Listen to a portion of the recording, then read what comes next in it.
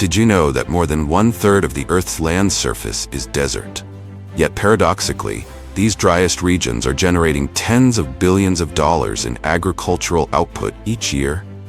In countries like Israel and Morocco, agriculture no longer depends on fertile soil or rainfall, but operates more like an industrial system. With the help of technology, productivity can reach 3 to 5 times the global average, even allowing them to export produce back to nations traditionally seen as agricultural powerhouses. But here's the real question. Under the same harsh conditions, why do some countries turn deserts into tools for controlling food supply, while others remain trapped in scarcity? Today, Agriculture Insight takes you inside these agricultural factories in the desert, where seawater is transformed into life, and every drop of water is managed not just as a resource, but as a calculated investment. The greatest challenge for agriculture and daily life in coastal desert countries such as Israel, Morocco, and the United Arab Emirates is not land, but the scarcity of fresh water. Rather than accepting this limitation, they chose not to yield. Through technological innovation, these nations have turned a weakness into an advantage, directly converting seawater into fresh water to sustain agriculture on sand. At the heart of this transformation lies reverse osmosis technology, a solution that is intelligent, efficient, and truly groundbreaking. Seawater is drawn in through large-scale intake systems, then pressurized to extremely high levels, up to 60 to 80 bar, and forced through ultra-thin nanofiltration membranes. These membranes are so fine that only water molecules can pass through, while nearly all salt and impurities are retained. The result is a stream of purified water suitable for agricultural use. However, desalination is inherently expensive. To address this, desert nations have adopted a systemic strategy, integrating desalination plants with on-site solar and wind power facilities. By harnessing abundant renewable energy, production costs have been significantly reduced, reaching as low as about 0.5 per cubic meter. As a result, seawater is no longer a barrier, but a strategic resource, enabling the rise of high-tech agriculture in the heart of the desert.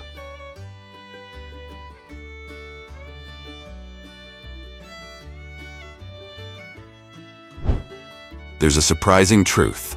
Many leading agricultural experts actually prefer desert sand over fertile soil. The reason is simple, yet strategic. Sand allows for control, while fertile soil does not. Think of sand as a sterile blank canvas. It contains no inherent nutrients, no complex microbial activity, and no unpredictable variables. This allows fertigation systems to achieve 100% control over nutrient delivery. Fertilizers are precisely dissolved into water and delivered directly to the roots, reducing up to 95% of nutrient loss and completely eliminating the need for plants to search for nutrients. A massive advantage under extreme temperatures that can reach 50 degrees Celsius. Today, countries like Israel and Morocco are using this technology on a very large scale. In Israel, more than 75% of farmland is equipped with modern irrigation systems, to the point where water is no longer just a resource, but also a tool for cooperation and influence with other nations. Meanwhile, in regions like Central Asia and Sub-Saharan Africa, despite severe water shortages, many farmers still cannot adopt it. The reason is simple: the technology is too expensive. It's not that they don't need it, they simply can't afford access.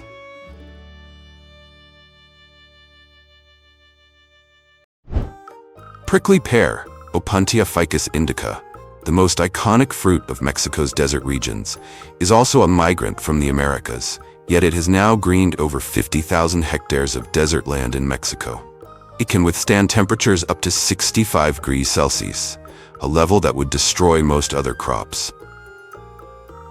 What sets it apart is that its way of survival goes against the norm. While most plants breathe during the day for photosynthesis, it shuts down to conserve water. At night, when temperatures drop, it opens up to absorb CO2. This night shift strategy is exactly what allows it to thrive in environments where water is a luxury. Its roots don't grow deep, only about 10 centimeters, but instead spread widely, reaching over 10 meters. Thanks to this, Even brief rainfall or a thin layer of dew can be captured and used efficiently. As a result, to produce the same amount of biomass, it requires only 1/5 the water of conventional crops. After just a few years, the plant begins to bear fruit and continue producing steadily for up to 30 years. Harvesting is typically done early in the morning to avoid heat and preserve moisture. The fruits are then cleaned using rotating brushes and high-pressure air to remove tiny spines before packaging. The taste is mildly sweet, often described as a blend of watermelon and pear, refreshing, light, and perfectly suited for hot desert climates. A single hectare of desert can yield tens of tons of fruit with a sweetness of around 15% Brix, comparable to tropical fruits. However, the real gold mine lies in the seeds. To produce just 1 liter of oil, around 1 million seeds must be cold-pressed. Because of this intensive process, prickly pear seed oil can reach prices of up to $2,000 per liter, making it one of the most luxurious anti-aging ingredients in the world.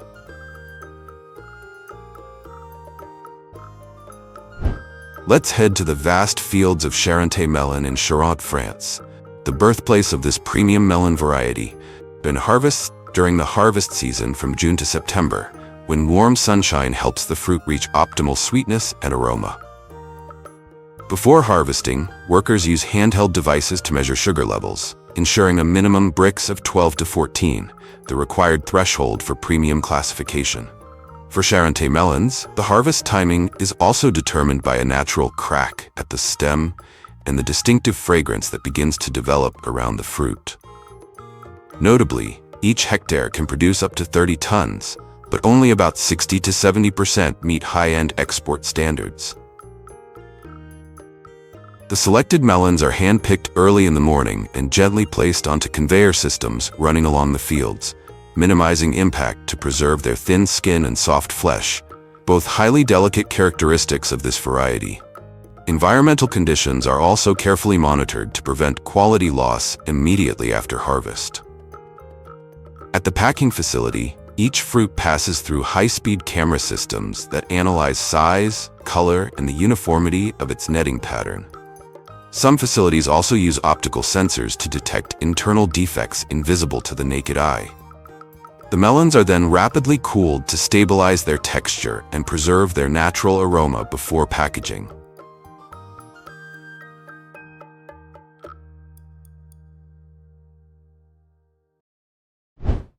Continuing the lineup of drought-resistant biological machines, Chickpea stands out as an efficient, natural protein production system, thriving even on poor sandy soils. At its core is its symbiotic relationship with rhizobium bacteria in the roots, allowing the plant to absorb nitrogen directly from the air and convert it into nutrients. Thanks to this, farms can reduce chemical fertilizer costs by up to 40% in subsequent growing cycles. To preserve precious moisture, chickpea seeds are planted using precision technology, placing them directly into deeper, moisture-retaining soil layers instead of disturbing the surface. This approach ensures stable germination and strong growth even under arid conditions, while still achieving a protein content of over 25%. During harvest, specialized combine machines cut close to the ground, where pod density is highest. The seeds are then cleaned using high-pressure air streams, reaching near-perfect purity before entering the production chain for high-value products such as hummus, a creamy, slightly tangy food made from ground chickpeas blended with sesame, olive oil, and lemon. From a traditional crop, chickpeas are rapidly becoming a cornerstone of sustainable agriculture, especially in regions facing drought and land degradation.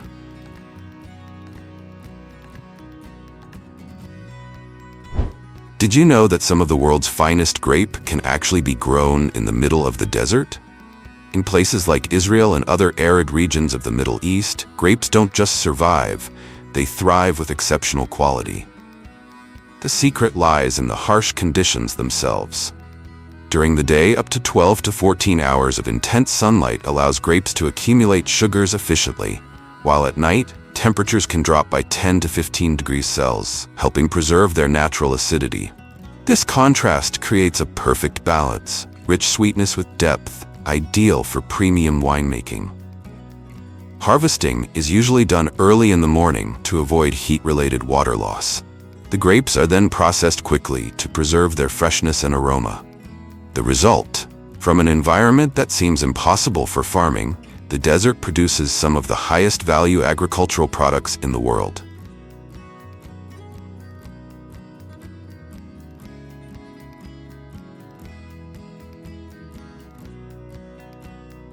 This extreme temperature variation is actually sustaining over 60,000 hectares of pomegranates in Iran, the original homeland of the fruit and the world's second-largest producer, just behind India. Here, pomegranate orchards stretch endlessly along desert oases, operating through a mix of small family farms and large-scale plantations. In autumn, when the fruits turn deep brick red and their skins become slightly rough, a sign that sugar levels have peaked, harvesting begins entirely by hand to avoid damaging the seeds inside. What makes these pomegranates special is the environment itself. With temperature swings of up to 30 degrees Celsius, the plants are forced into a natural defense mode. As a result, their sugar content and anthocyanin levels can be up to 40% higher than those grown in temperate regions. In other words, the harsher the conditions, the richer the fruit. Beyond fresh exports, most pomegranates in Iran are used to produce a key ingredient in Middle Eastern cuisine: concentrated pomegranate molasses. After harvest, the fruits are gently tapped to release the seeds without crushing them. The seeds are then pressed to extract pure juice, with no added sugar or chemicals. This juice is slowly reduced in large copper pots over wood fires, allowing water to evaporate naturally until the desired thickness is reached. The result is a thick, rich syrup packed with antioxidants and vitamins, with a deep, sweet tart flavor, and capable of being naturally preserved for up to 2 years without refrigeration.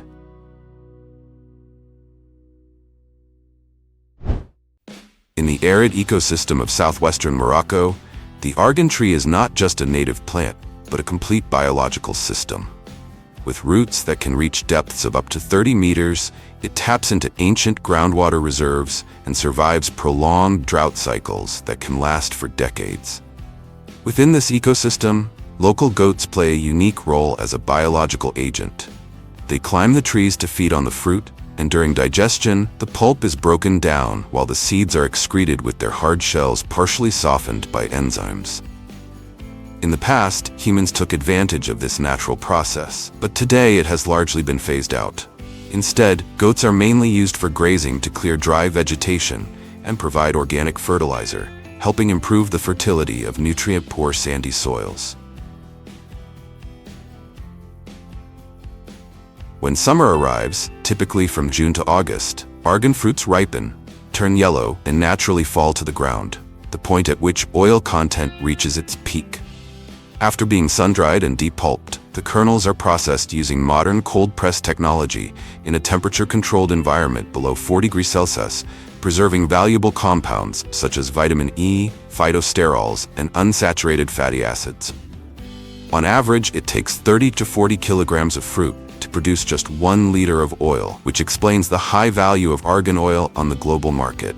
The combination of traditional knowledge and modern technology has transformed argan into liquid gold, both a premium cosmetic ingredient and a sustainable economic pillar for communities living along the edge of the Sahara Desert.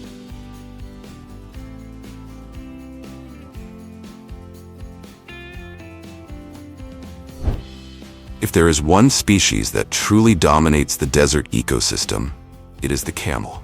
Without relying on advanced technology or expensive infrastructure, camels themselves are perfectly engineered, biological machines built to survive in the harshest conditions.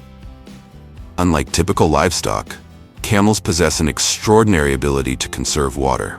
They can drink up to 100 liters in just 10 minutes, then survive for days, even weeks, without needing to drink again.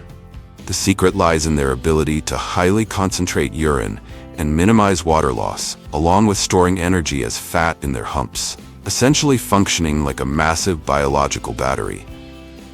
But camels are not just survivors.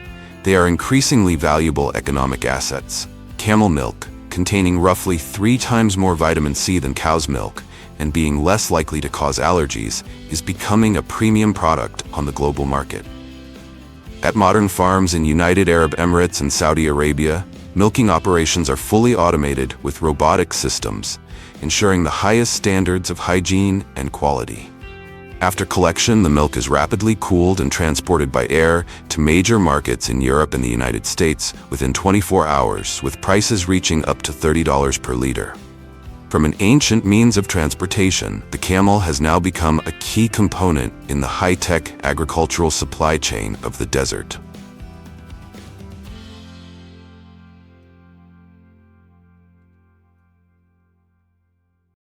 Considered one of the most hated animals in American history, Asian carp not only disrupt ecosystems with their astonishing reproduction rate, but also turn every boat trip into a gamble, suddenly launching out of the water and shattering the river's calm in an instant.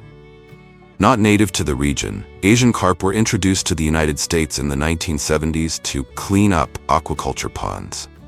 However, after flooding events, they escaped into the Mississippi River and triggered a massive invasion. Within just a few decades, their population grew to tens of millions, spreading thousands of kilometers and appearing in more than 20 states. Asian carp, especially silver carp, have an extremely strong startle response because their vibration sensing system is highly sensitive to low-frequency sound waves from boat engines. In the wild, leaping out of the water is a defense mechanism against predators. But in American rivers, every engine noise becomes an alarm, causing them to instinctively jump 2 to 3 meters into the air. These sudden leaps have injured many boaters and disrupted river tourism. Beneath the surface, their impact is even more destructive.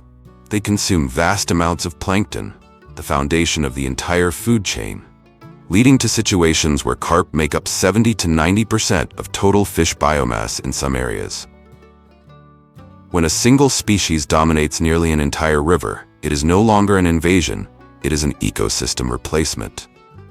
The dislike for Asian carp is so strong that a more than $10 million electric barrier has been constructed beneath the Chicago Sanitary and Ship Canal. Conductors placed 6.4 meters below the water continuously emit direct current pulses 34 times per second, creating an invisible wall that stuns fish on contact and forces them to turn back.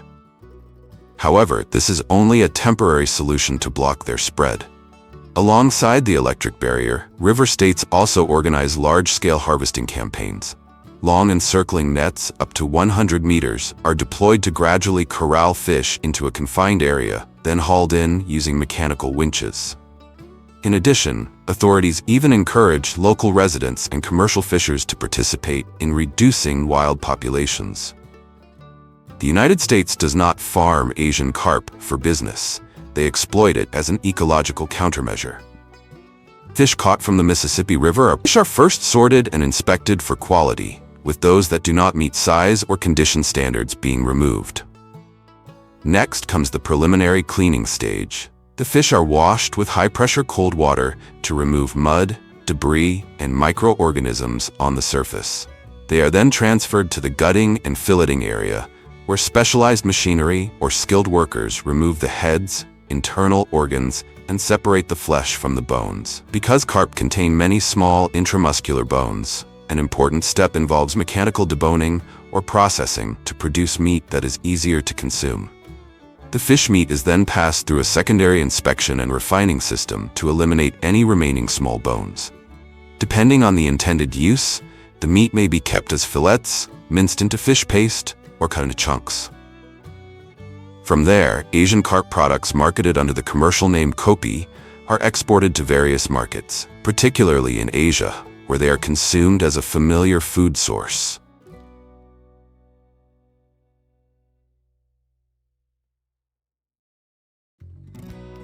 With 18 venomous spines containing powerful neurotoxins, lionfish are as beautiful as angels, but as deadly as demons. Once a dazzling ornamental species in aquariums, they quietly escaped into the ocean and became an ecological nightmare for Americans, an invasive species that has thrown the Atlantic Ocean into chaos. It all began with an accident. A broken aquarium in a luxurious American residence. That single cut knot opened the door to the ocean, releasing a nightmare known as the lionfish. From an initial group of just 10 individuals, their population has now exploded to nearly 20 million across the ocean. The reason lionfish are considered a #1 enemy in the US lies in their nearly unstoppable traits. When they appear on coral reefs, they don't just hunt. They devour over 70 species of fish and crustaceans, including prey up to half their own size. In many areas, native fish populations have dropped by as much as 79%. Faced with this invasion, Americans have effectively turned the ocean into a battlefield. The most effective weapon is not bombs or massive nets, but a simple 1-meter pole spear in the hands of divers. They must approach their target within a few meters, hold their breath in moving currents, and strike with absolute precision. A single missed shot allows the lionfish to dart into coral crevices and disappear. Even when successfully speared, divers have only a few seconds to secure the fish in a specialized containment tube. But this work is extremely risky. Many divers have been hospitalized after accidental contact with the venomous spines. Worse still, these efforts can only control populations in waters shallower than 40 meters, while lionfish can inhabit depths of up to 300 meters, far beyond human reach. Attempts have even been made to train eels and sharks to hunt lionfish, but their rapid reproduction and cold adaptability have rendered hopes of natural control nearly futile. When all control measures reached their limits, people began promoting lionfish as food.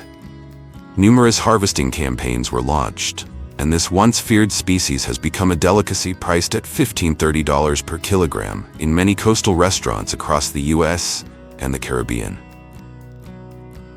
Yet even after being caught, lionfish remain extremely dangerous. Their 18 venomous spines can cause intense pain lasting for hours. A single careless touch is enough to send a chef to the hospital. Therefore, before any preparation, the first step is always to disarm the weapon, removing all dorsal, pelvic, and anal fins. Only after the spines are completely eliminated can the fish be gutted and filleted, like defusing a bomb before entering the kitchen.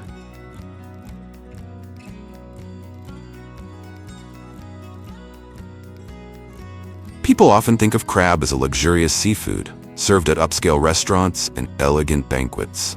But the green crab is an exception. Not only is it considered cheap, it is also deeply hated as a long-standing enemy. Green crabs originate from Europe and North Africa, but thanks to transoceanic ships, their larvae travel in ballast water and quietly arrive around the world like invisible passengers. And once they reach new shores, disaster begins. They may not have venom like lionfish or leap 3 meters into the air like carp, but green crabs can consume up to 40 juvenile clams per day. They have wiped out over 99% of young clams in Maine, uproot seagrass which increases erosion, and destroy fish breeding habitats. Green crabs cause nearly $19 million in damage each year along the US East Coast and threaten the fishing industry. They were once dismissed for being small, hard-shelled, and spiny. Too much effort for too little meat. But if harvested at the right moment during molting, they become unexpectedly soft and sweet, turning a hated pest into a valuable delicacy. Fishermen lower steel traps onto the muddy seabed, baited with strongly scented fresh fish. Green crabs are lured inside through one-way funnel entrances, easy to enter, but impossible to escape. After 12 to 24 hours, the boats return to haul up entire nests of invasion, trapped inside the steel cages. The heavy traps are pulled onto the deck, where the crabs cling tightly to one another in cramped space. They are quickly transferred into containers or sent directly to processing facilities. For many fishermen, each haul is not just a catch, but a small step in the ongoing battle to control this invasive species. If harvested at the right molting stage, green crabs become completely soft and can be deep-fried whole, crispy, sweet, and surprisingly rich in flavor.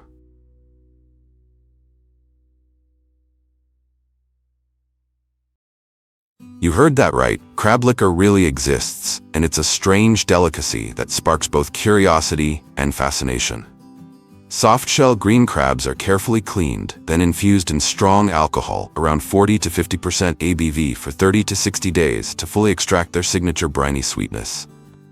This process preserves natural proteins and minerals, creating a light, rich flavor with a deep, lingering finish. In some places, batches of hundreds of liters are produced, turning a once-hated invasive species into a surprisingly valuable product. If you had the chance, would you dare to try this unusual drink?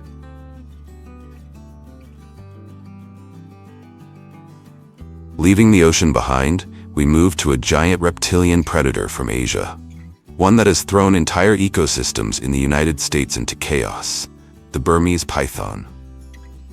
Originally introduced as an exotic pet in the 1980s, Burmese pythons were accidentally released from wealthy households. Finding a climate similar to their native habitat in the Everglades, Florida, their population exploded and quickly turned into a nightmare. Burmese pythons are among the largest snakes in the world, reaching lengths of 5 to 6 meters and weighing nearly 100 kilograms. They are non-venomous but possess immense constricting power, capable of suffocating prey within minutes. Their flexible jaws allow them to swallow astonishing prey, from eggs, chickens, and pigs to deer, and they have even been known to battle alligators. In the Everglades, where they have almost no natural predators, Burmese pythons rapidly rose to the top of the food chain. The consequences shocked scientists. Raccoon populations declined by up to 99%, while foxes and rabbits nearly disappeared in many areas. Young deer, birds, and numerous small mammals have also been heavily preyed upon, severely disrupting the ecosystem. To combat this invasion, the state of Florida has implemented aggressive measures, including an annual python hunting competition with prizes of up to $10,000 to encourage public participation. Participants are trained to safely track and capture pythons in the Everglades. Each captured snake is recorded and removed, helping reduce ecological pressure while providing valuable data for scientists monitoring their spread. Beyond eradication, the U.S. has also sought to turn this invasive species into a resource.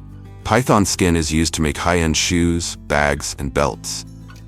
The meat is prepared by chefs into burgers, sausages, or grilled dishes, and python fat is widely used in traditional skincare and massage products. From an exotic pet to a massive apex predator, the Burmese python has become a formidable invader, one that the United States is now fighting relentlessly to control.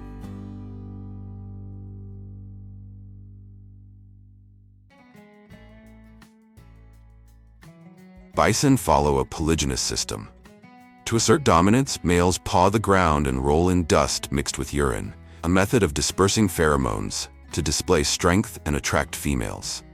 When direct confrontations erupt, they clash using their horns and thick frontal skull structure, absorbing and delivering tremendous force. This process ensures that only the strongest genetics are passed on, allowing bison herds to maintain endurance and survival instincts refined over thousands of years.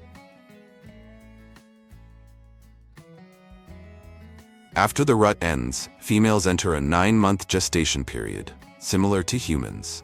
Calving typically occurs in April and May of the following year, when fresh grass is most abundant to help mothers recover. Remarkably, the entire reproductive process unfolds naturally without the need for medical intervention. Before reaching 150 kilograms in just about 6 months, a newborn American bison calf weighs only around 25 to 30 kilograms. Born in spring with a distinctive reddish-orange coat, it blends almost perfectly into the dry prairie grass, a crucial survival advantage against predators.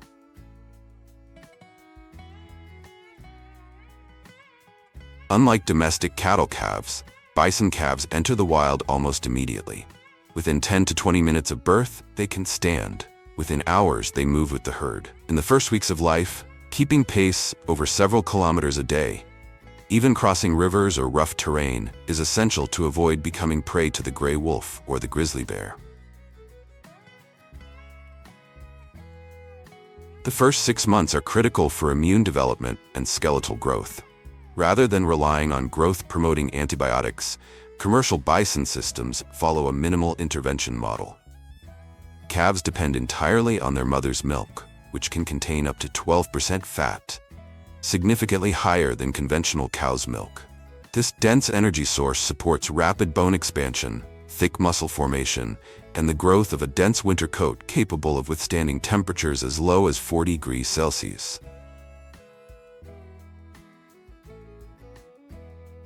By around the 7th month, the reddish coat gradually sheds and turns dark brown, and natural weaning begins, marking the transition to a fully grass-based diet. On modern ranches, rotational grazing across vast pastures is widely applied. Constant movement in search of natural forage forces sustained muscular activity, contributing to lean muscle structure, low fat content, and the deep red color that defines bison meat's premium value in the market.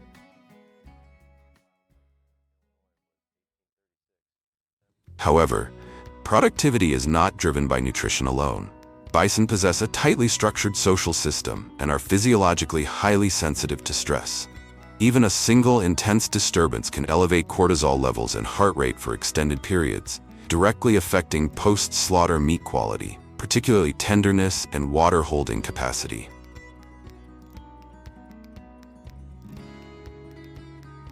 For this reason, modern ranchers act as quiet stewards.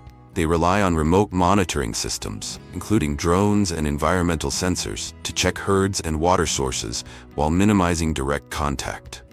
The goal is not to tame the wildness, but to manage it with minimal interference, preserving the herd's most natural state until the moment of processing. Although they roam freely outdoors, operating a billion-dollar supply chain requires precision. Every American bison is fitted with an electronic ID tag to track its individual health records and growth schedule. Managing animals that weigh up to a ton cannot rely on brute strength. Instead, ranchers use a squeezed chute, a specialized steel restraint system that gently presses against the animal's sides, holding it still for a few seconds during medical checks without causing stress or injury. This is a critical control point that upholds premium standards. No antibiotics, no hormones, the core values of high-end bison meat. From here, the bison's journey splits into two strategic paths. Individuals with superior genetics, typically large-framed bulls with documented bloodlines, move on to specialized breeding auctions. While average prices are often below $10,000, elite specimens can reach $25,000, positioning them as long-term reproductive assets rather than commercial livestock. The rest enter the commercial segment, where they complete their final feeding phase before moving into the red meat market, a luxury niche rapidly expanding amid growing demand for ultra-lean, all-natural protein.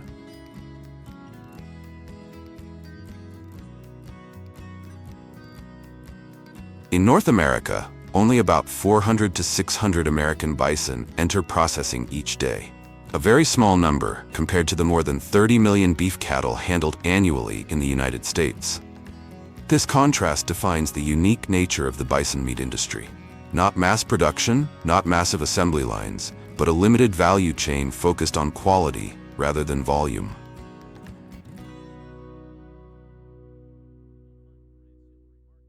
After being rendered unconscious in accordance with animal welfare standards and completing the initial preparation stage, the carcass is rapidly chilled to below 4 degrees Celsius within the first 24 hours to control microbial activity and stabilize muscle pH. A particularly critical step for bison due to their low fat content, which makes the meat prone to cold shortening if cooling is not precisely managed. Skin removal requires considerable skill as bison hides are much thicker and more tightly attached. Even a minor error can affect the deep red muscle structure beneath.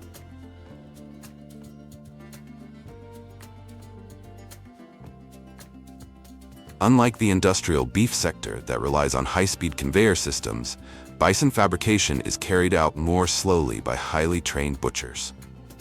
The firm muscle structure and minimal marbling demand precise cuts along the natural seams of each muscle group, maximizing lean yield while preserving the value of premium cuts such as tenderloin, short ribs, and round. With 25 to 40% less fat than conventional beef and higher iron content, bison meat is distinguished by its deep red color and rich yet clean flavor. Many premium cuts are aged for 7 to 14 days for vacuum packaging and distribution to upscale restaurants and specialty retail markets. Notably, commercial demand has not driven the species toward decline again. Instead, it has created an incentive for conservation. Specialized private ranches invest in land and herd expansion, helping the North American bison population recover to approximately 500,000, a powerful example of conservation aligned with economic value. And you may not know this, the very existence of the American bison is a critical factor in maintaining prairie ecosystems. They are not only the foundation of a billion-dollar food industry, but are also classified by ecologists as a keystone species, one capable of reshaping the biological structure of entire regions across North America.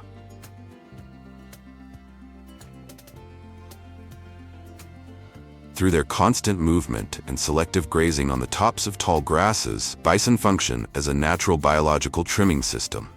This allows sunlight to penetrate lower layers of vegetation, directly stimulating native seeds to germinate. The result is a more diverse, multi-layered, and stable plant community compared to grasslands subjected to static grazing. Even more fascinating are the shallow depressions they create by rolling on the ground, known as bison wallows. These formations can persist for 20 to 30 years. During the rainy season, they transform into micropond ecosystems, providing essential water sources for insects, amphibians, and migratory birds across otherwise dry prairies. Even their shed winter fur serves as valuable nesting material, increasing survival rates for native bird species. At a time when more than 70% of North America's native grasslands have been converted for other land uses, the return of the bison represents more than economic value. It stands as a model in which commercial activity and ecosystem restoration can coexist, a complete symbiosis between utilization and conservation.